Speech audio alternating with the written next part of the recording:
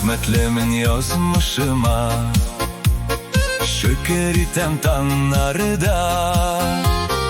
Dus işlerim, tuğanlarım, var kanatım bulganğa. Min yaratam sine durmuş, türlü şağın bulsa da. Bügen mina şat yılmayıp, irtege keyifni kırsan da. Sokulanıp yaşım dünyaga, sandık açlar moğuna.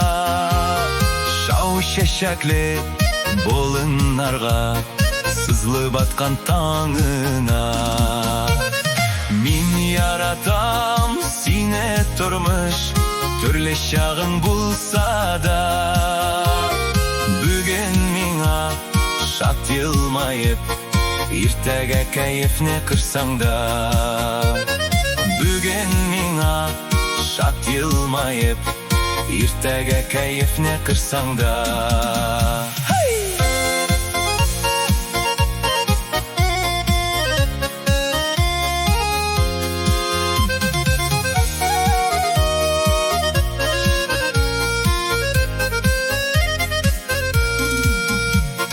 Turmuş yolum jingel tügel, bulsa da sikelteli. Yelap gölep bu dünyada, min bit yaşım biteli. Yelap gölep bu dünyada, min bit yaşım biteli.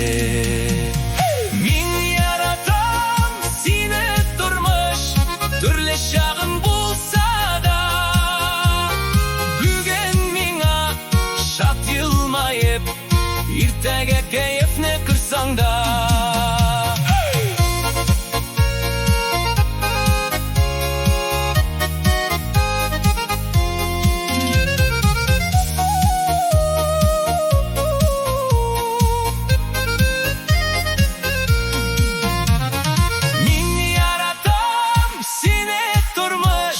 Türlü şağın bulsa da. Bügen mina şat yılmayıp, irtege keyifni kırsan da. Bügen mina şat yılmayıp, irtege artık